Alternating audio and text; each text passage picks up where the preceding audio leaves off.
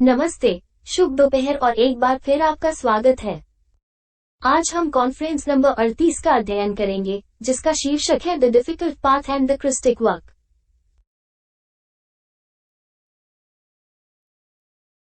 इस सम्मेलन में हम उन सभी कठिनाइयों और बाधाओं के बारे में जानेंगे जिनसे हमें गुजरना होगा और आत्म साक्षात्कार के अपने लक्ष्य को प्राप्त करने के लिए पार करना होगा। हम ये भी सीखेंगे कि विभिन्न प्रकार के आत्म धोखे से कैसे बचा जाए। यदि हम इन बाधाओं को ध्यान में नहीं रखेंगे तो हम काम में अटके रह सकते हैं। निस्संदेह, स्वयं का एक अंधकार में पक्ष है जिसे हम नहीं जानते हैं या जिसे हम स्वीकार नहीं करते हैं, और हमें स्वयं के उस अंधकार में पक्ष में चेतना का प्रकाश लाना चाहिए। जब किसी के भीतर कई चीजें होती हैं जिन्हें वो नहीं जानता या स्वीकार नहीं करता है, तो ऐसी चीजें उसके जीवन को भयानक रूप से जटिल बनाती है और वास्तव में सभी प्रकार की स्थितियों का कारण बनती है जिन्हें आत्म ज्ञान के माध्यम से टाला जा सकता था। हमारे भीतर दृश्य चंद्रमा और अदृश्य चंद्रमा है। दृश्य चंद्रमा हमारे मनोविज्ञान का वो हिस्सा है जिसे हम देख सकते हैं और पहचान भी सकते हैं। कुछ खामियां हैं जिन्हें हम स्वीकार करते हैं और वे हमारे व्यक्तित्व का हिस्सा भी हैं। हालांकि अदृश्य चंद्रमा हमारे मनोविज्ञान का वो विकृत और काला हिस्सा है जिसे हमने कभी नहीं देखा है और जिसे देखने से हम डरते हैं। वहां हम अपने मनोविज्ञान का सबसे कठिन हिस्सा और सबसे विकृत स्वयं को पाते हैं जिसकी हम कल्पना कर सकते हैं। कोई भी यह स्वीकार कर सकता है कि उनमें क्रोधी, ईर्ष्यालु, यहाँ तक कि आलसी अहंकार भी है, लेकिन हमारे लिए ये स्वीकार करना वास्तव में कठिन होगा कि हमारे पास एक चोर, एक बलात्कारी, एक हत्यारे आदि का अहंकार है। यह एक भयानक बाधा है क्योंकि हम खुद को अच्छा इंसान मानने के आत्म धोखे में पड़ जाते हैं और खुद को अच्छा और साफ सुथरा मानते हैं, जिससे हमें खुद को वैसे देखने में सक्षम होने की संभावना नहीं मिलती है जैसे हम वास्तव में हैं, और इसलिए इसे खत्म करने के लिए खुद पर काम करने से बचते हैं वे दोष। अगर कोई चीज अच्छी है तो उसे बदलना क्यों? वहां हमें पहली बाधा का सामना करना पड़ता है, यह विश्वास करना कि हम अच्छे लोग हैं। इस सब के बारे में सबसे बुरी बात यह है कि हम अपने उस अज्ञात और अचेतन पक्ष को दूसरे लोगों पर प्रोजेक्ट करते हैं और फिर हम उसे उनमें देखते हैं। उदाहरण के लिए, हम उन्हें ऐसे देखते हैं मानो वे झूठे, बेवफा, मतलबी आदि हों। हम अपने अंदर क्या लेकर चलते हैं उसके संबंध में। दर्पण का तथाकथित नियम है जो हमें लगातार अपने आप को दूसरों पर प्रदर्शित करता है और हम उनमें वो देख पाते हैं जो हम स्वयं में नहीं देख सकते हैं। यह एक युक्ति है जिसका उपयोग हम स्वयं हमें बाहर की ओर देखने के लिए करते हैं, अपनी ओर नहीं। तब हम आलोचना में पड़ जाते हैं और हमारा विवेक और अधिक सो जाता है। कई बार हम मानते हैं कि हम अच्छे हैं क्योंकि हम दूसरों के कार्यों की आलोचना और मूल्यांकन करते हैं और हम इस बात पर ध्यान नहीं देते हैं कि हमने कब और किन परिस्थितियों में वही काम किया है, या हम उस अहंकार के निष्क्रिय ध्रुव में हो सकते हैं। किसी संयमी व्यक्ति को शराबी की आलोचना करते हुए देखना बहुत आम बात है। वो अपने बारे में सोचता है कि वो बहुत गुणी है क्योंकि वो शराब नहीं पीता, जबकि वास्तविकता यह है कि शराबियों के प्रति वो जो आलोचना और अस्वीकृति दिखाता है, वो उसके अपने ही प्रतिबिंब हैं, कि उसी दोष का निष्क्रिय रूप उसके द्वारा प्रकट हो रहा है। जब गुण और ज्ञान होता है तो समझ होती है, इसलिए दूसरों के प्रति कोई नापसंदगी, आलोचना नहीं होती है। जब तक हम अपने सभी अहम को समाप्त करके अपनी चेतना को जागृत करने के कार्य के माध्यम से, जो आत्मनिरीक्षण की प्रक्रिया से शुरू होती है, स्वयं के साथ अच्छी तरह से नहीं जुड़ पाते हैं, हम दूसरों के साथ अच्छी तरह से नहीं जुड़ पाएंगे, और इसके परिणामस्वरूप सभी प्रकार के संघर्ष होंगे। प्रत्यक्ष आत्म अवलोकन के माध्यम से स्वयं के बारे में अधिक जागरूक बनना आवश्यक है। जब हम किसी दूसरे व्यक्ति को नहीं समझते हैं या उसके साथ तालमेल नहीं बिठा पाते हैं, तो हम निश्चिंत हो सकते हैं कि यही वो चीज है जिसके खिलाफ हमें खुद पर काम करना चाहिए। दूसरों में जिस चीज की इतनी आलोचना की जाती है, वो हमारे भीतर का एक अंधकार में पक्ष है जिसे हम न तो जानते हैं और न ही पहचानना चाहते हैं। हमारा स्याह पक्ष बहुत बड़ा है, लेकिन जब आत्म अवलोकन का प्रकाश उस अंधेरे पक्ष को रोशन करता है, तो आत्मज्ञान के माध्यम से चेतना बढ़ती है। ये रेचर की धार का मार्ग है जो पिप से भी अधिक कड़वा है। इसकी शुरुआत तो बहुत से लोग करते हैं, लेकिन लक्ष्य तक पहुंचने वाले विरले ही होते हैं। कभी कभी आंतरिक पथ कई मोड़ों और मोड़ों, भयानक चढ़ाई और बहुत खतरनाक उतराई के बाद रेत के रेगिस्तान में खो जाने जैसा होता है। कोई नहीं जानता कि यह कहाँ जारी रहता है और प्रकाश की एक किरण भी इसे रोशन नहीं करती है। उन क्षणों में हम भयानक संकटों में पड़ जाते हैं जो हमें हतोत्साहित, अधीरता, निराशा और अपना काम छोड़ने की इच्छा तक ले जा सकते हैं। हालांकि ये संकट ज्ञान, शक्ति और प्रतिरोध हासिल करने के लिए एकदम सही जिम है। कभी कभी ऐसी समस्याएं सामने आती हैं जिनका समाधान करना कठिन होता है। रास्ते में अचानक हम अबूझ भूलभुलैया में खो जाते हैं और पता ही नहीं चलता कि यह कहाँ चलता जाता है। केवल आंतरिक मसीह और गुप्त पिता के प्रति पूर्ण आज्ञाकारिता ही हमें ऐसे मामलों में बुद्धिमानी से मार्गदर्शन कर सकती है। ये रास्ता अंदर और बाहर खतरों से भरा है, अकथनीय रहस्यों का मार्ग। हमारे अंदर हमारा दोष है जो हमें गुलाम बनाए रखने के लिए संघर्ष करेगा। वे हम पर दबाव डालेंगे ताकि हम उन्हें खाना खिलाते रहें और उन्हें मनोवैज्ञानिक मौत से खत्म न करें। लेकिन हमें ये भी ध्यान में रखना चाहिए कि ब्लैक लॉज मौजूद है और जीव भी है, संस्थाएं और काले जादूगर जो हर कीमत पर हमारी आंतरिक प्रगति का विरोध करेंगे और हमें काम में बाधा डालने और यहाँ तक कि हमें इसे छोड़ने के लिए मजबूर करने के लिए हर संभव प्रयास करेंगे। हालांकि हमें ये जानना चाहिए कि ये बाहरी ताकतें हमारे अपने दोषों के माध्यम से काम करती हैं। वे केवल हमारी कमजोरियों के कारण हम पर हमला कर सकते हैं और हमें गिरा सकते हैं। इसलिए यदि हम अपने भीतर के काले लॉज, अपने अहंकार को खत्म करके खुद पर काम करते हैं, तो बाहरी काले लॉज का हम पर कोई अधिकार नहीं होगा। हमें उन बाहरी एजेंटों पर विचार करना होगा जो आत्म प्राप्ति के लक्ष्य से हमारा ध्यान भटकाते हैं। उनमें से कई व्यक्तित्व से संबंधित हैं, जैसे धन की खोज, प्रसिद्धि, वासना।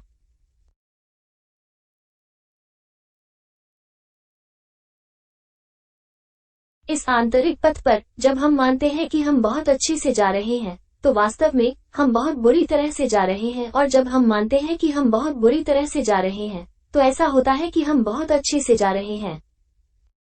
हम मनोवैज्ञानिक मृत्यु का अभ्यास नहीं करते हैं और हमारा मानना है कि पहले दोष को मारे बिना हम बुद्धिमान और सचेत हैं।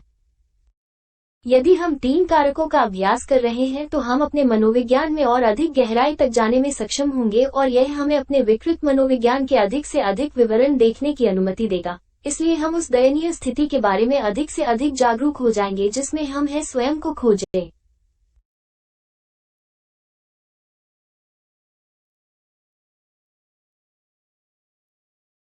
इस गुप्त पथ पर ऐसे क्षण आते हैं जब कोई नहीं जानता कि क्या अच्छा है या क्या बुरा है। जो चीज सामान्यतः निषिद्ध होती है वो कभी कभी उचित हो जाती है। आंतरिक पथ पर सभी नैतिक संहिताएं अनावश्यक हैं। एक सुंदर कहावत या एक सुंदर नैतिक उपदेश कुछ क्षणों में अस्तित्व के अंतरंग आत्मबोध के लिए एक बहुत गंभीर बाधा बन सकता है। चेतना केवल आत्म प्राप्ति के लक्ष्य को पूरा करने की परवाह करती है, जो चेतना की क्रांति के 3 कारकों का अभ्यास करके प्राप्त किया जाता है: आध्यात्मिक जन्म, मनोवैज्ञानिक मृत्यु और मानवता के लिए बलिदान। ये जानना अच्छा है कि चेतना अच्छे और बुरे से परे जाती है, इसलिए नैतिकता, रीति रिवाज या संस्कृति के ये कोड अनावश्यक हैं। संहिताएं समय के अधीन है, भौगोलिक स्थिति के अधीन है। हालांकि चेतना कालातीत है, चेतन सदैव चेतन ही रहेगा, जबकि कुछ समय पहले जो नैतिक था वो आज नैतिक नहीं रह गया है। हमारा व्यक्तित्व भी इन नैतिक संहिताओं के अधीन है और ये 3 कारकों के हमारे अभ्यास में हस्तक्षेप कर सकता है। हमारे पास सभी प्रकार की अवधारणाएं हैं: उम्र, पेशा, वे क्या कह सकते हैं, युगल, प्रोटोटाइप, विश्वास, हमारी संस्कृति और रीति रिवाज। आइए देखें कि ये अवधारणाएं, उदाहरण के लिए, जन्म कारक के साथ कैसे हस्तक्षेप करती हैं। यदि हमारे पास कोई साथी नहीं है और हमारा अस्तित्व हमें एक ऐसा साथी दिखाता है जो हमारे शरीर के निर्माण के काम में हमारी मदद कर सकता है, तो ये अवधारणाएं ना कहने के लिए सामने आती हैं, क्योंकि वो व्यक्ति हमारे प्रोटोटाइप से नहीं मिलता है, कि वो बदसूरत है, कि वो है संक्षेप में, कि वो गरीब है, वो पेशेवर नहीं है या अच्छे परिवार से नहीं है, जो मेरी राष्ट्रीयता का नहीं है, आदि आदि।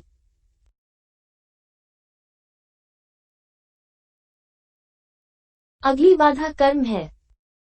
हम सभी पर बड़ी मात्रा में कर्म बकाया है और एक व्यक्ति जो आत्म साक्षात्कार करना चाहता है उसे 7 अस्तित्वों के कर्मों का भुगतान एक ही अस्तित्व में करना होगा। हमें कानून के स्वामियों के साथ लगातार उन कर्मों पर बातचीत करनी होगी जिन पर बातचीत की जा सकती है। जब हम मनोवैज्ञानिक मृत्यु का अभ्यास करते हैं, यदि हमारे पास हमारे दोषों का भुगतान करने के लिए पर्याप्त कर्म नहीं है, तो उन ऋणों को दर्द के साथ एकत्र किया जाएगा। इसलिए मानवता के लिए बलिदान के कारक के साथ धर्म उत्पन्न करने का महत्व है।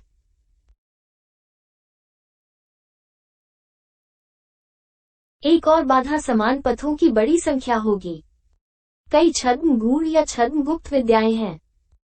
इतना सस्ता रहस्यवाद जो हर जगह व्याप्त है। उनमें से कई लोग 3 कारकों के बारे में बात भी करते हैं, हालांकि क्रांतिकारी, अभ्यास उन्मुख दृष्टिकोण से नहीं। ये हमें किसी भी समय उन अन्य स्कूलों में जाने के लिए प्रेरित कर सकता है जो हमें आसान रास्ता या स्वर्ग का सीधा टिकट प्रदान करते हैं। के विघटन के कठिन पथ पर ऐसे जटिल पथ हैं जिनकी जड़ें वास्तविक पथ में हैं।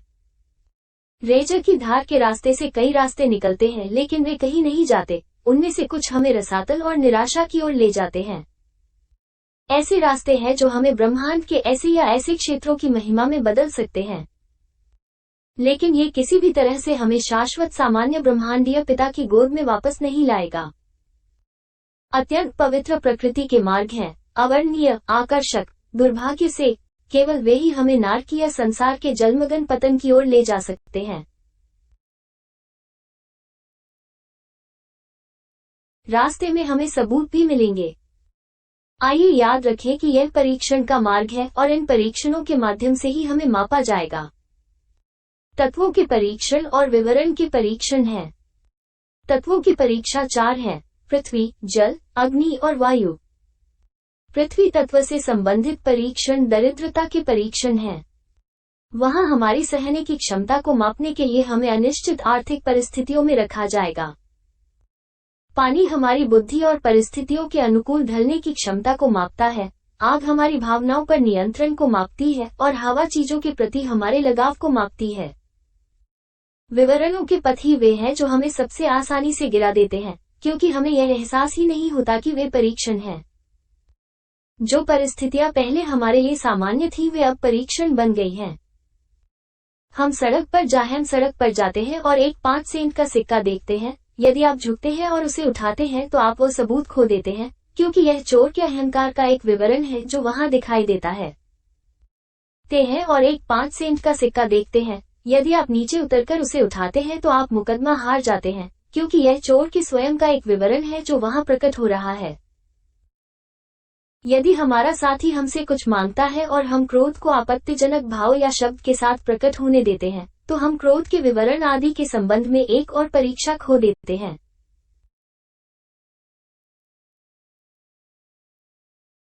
सौभाग्य से अंतरंग मसीह हमारे अस्तित्व की गहराई से, गहनता से काम करता है और हमारे भीतर मौजूद खतरनाक तत्वों को विघटित करता है।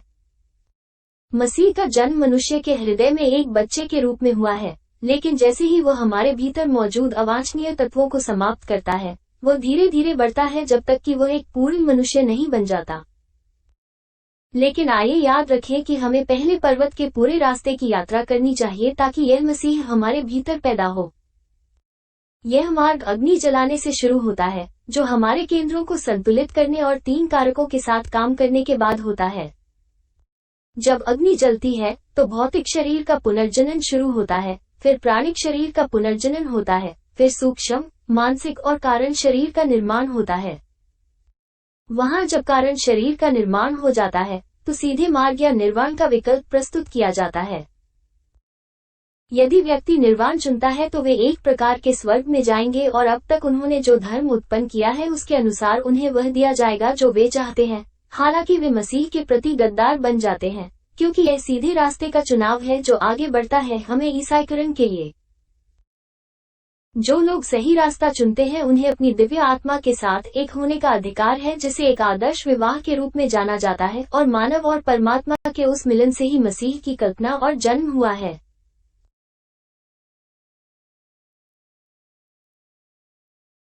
अंतरंग मसीह मनोवैज्ञानिक स्व के विघटन से संबंधित कार्य में आंतरिक रूप से उभरता है। जाहिर है, आंतरिक मसीह हमारे जानबूझकर किए गए प्रयासों और स्वैच्छिक कष्टों के चरम पर ही हमारे पास आता है। क्राइस्टिक फायर का आगमन हमारे जीवन की सबसे महत्वपूर्ण घटना है। अंतरंग मसीह तब सभी मानसिक, भावनात्मक, मोटर, सहज और यौन प्रक्रियाओं का प्रभार लेता है। निस्संदेह अंतरंग मसीह हमारा गहन आंतरिक उद्धार करता है। यह मसीह हमारे भीतर विभिन्न कार्य करने के लिए आता है, जैसे अहंकार के कारण को खत्म करना, स्वर्ण शरीर बनाना, दुनिया की शिक्षा का प्रभार लेना और कठिन कर्म का भुगतान करना।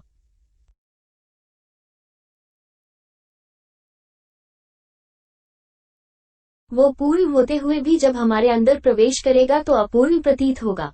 पवित्र होने के कारण वह ऐसा प्रतीत होगा मानो वह पवित्र न हो। निष्पक्ष होने के कारण वह वैसा ही प्रतीत होगा यदि वह न होता। इसलिए उसे लोगों की कठोर अस्वीकृति, निर्णय और आलोचना भी सहनी पड़ती है। ये प्रकाश के विभिन्न प्रतिबिंबों के समान है। यदि हम नीला चश्मा पहनते हैं तो हमें सभी चीजें नीली दिखाई देंगी, और यदि हम लाल चश्मा पहनते हैं तो हमें सभी चीजें इसी रंग की दिखाई देंगी। वह भले ही वो सफेद हो, बाहर से देखा जाए, हर कोई उसे अपने मनोवैज्ञानिक चश्मे से देखेगा। इसी कारण लोग उसे देखकर भी नहीं देखते। हमारी सभी मनोवैज्ञानिक प्रक्रियाओं का प्रभार लेते हुए पूर्णता के भगवान अकथनीय पीड़ा सहते हैं। मनुष्यों के बीच एक आदमी बनने के लिए उसे कई परीक्षणों से गुजरना होगा और अकथनीय प्रलोभनों को सहना होगा। याद रखें कि प्रलोभन आग है और प्रलोभन पर विजय प्रकाश है। स्वयं के विघटन के कार्य में हमें स्वयं को पूरी तरह से आंतरिक मसीह के प्रति समर्पित करने की आवश्यकता है। उन्नति के दौरान परिवर्तन आवश्यक है। जैसे जैसे हम मूलभूत मनोवैज्ञानिक प्रगति और आमूल-चूल परिवर्तन करेंगे, अतीत में दबे और डरे हुए अधिक प्रतिक्रियावादी लोग हमारे विरुद्ध आएंगे। लोग पहल परिवर्तन का विरोध करते हैं। वे चाहते हैं कि वो कई कल में फंसा रहे। पहल द्वारा किए गए किसी भी बदलाव को तुरंत अनैतिक के रूप में वर्गीकृत किया जाता है। यह विरोधाभासी है कि लोग ईसा मसीह की पूजा करते हैं और फिर भी उन्हें ऐसे भयानक विशेषण देते हैं। जाहिर है, बेहोश और सोए हुए लोग केवल मूर्तियों और अटूट हठधर्मियों वाला एक ऐतिहासिक मसीह चाहते हैं, जिसमें वे अपने सभी अनाड़ी और बासी नैतिक नियमों और अपने सभी पूर्वाग्रहों और शर्तों को आसानी से समायोजित कर सके। भीड़ केवल मसीह की मूर्ति की पूजा करती है और बस इतना ही। जब कोई लोगों से बात करता है, जब कोई उन्हें क्रांतिकारी मसीह, लाल मसीह, विद्रोही मसीह के अपरिष्कृत यथार्थवाद की घोषणा करता है, तो उसे तुरंत निम्नलिखित जैसे लेबल प्राप्त होते हैं: ईशनिंदा करने वाला, विधर्मी, दुष्ट, अपवित्र आदि। ऐसी ही भीड़ है, हमेशा बेहोश, हमेशा सोई हुई। अब हम समझेंगे कि गोलगोथा पर क्रूस पर चढ़ाया गया मसीह अपनी आत्मा की पूरी ताकत से क्यों चिल्लाता है, मेरे पिता, उन्हें माफ कर दो क्योंकि वे नहीं जानते कि वे क्या कर रहे हैं। निश्चित रूप से इस ईसाई शक्ति का अवतार बहुवचन स्वर के विघटन की प्रगति के लिए मौलिक है। पूर्णता का भगवान हमारे भीतर काम करता है क्योंकि हम सचेत रूप से खुद पर काम करने का प्रयास करते हैं। अंतरंग मसीह को हमारे भीतर जो कार्य करना है वो हमारे अपने मानस के लिए भयावह रूप से दर्दनाक है। वास्तव में हमारे आंतरिक गुरु को क्रूस के अपने पूरे रास्ते को हमारी आत्मा की गहराई में जीना चाहिए। गुरु यीशु ने हमें ब्रह्मांडीय नाटक के माध्यम से सिखाया। मानसिक समुच्चय को विघटित करने की बात आती है तो दिव्य मां कुंडलिनी की प्रार्थना करना आवश्यक है। हालांकि अंतरंग मसीह अपनी सबसे गहरी पृष्ठभूमि में उन जिम्मेदारियों के अनुसार बुद्धिमानी से काम करता है जो वो अपने कंधों पर डालता है।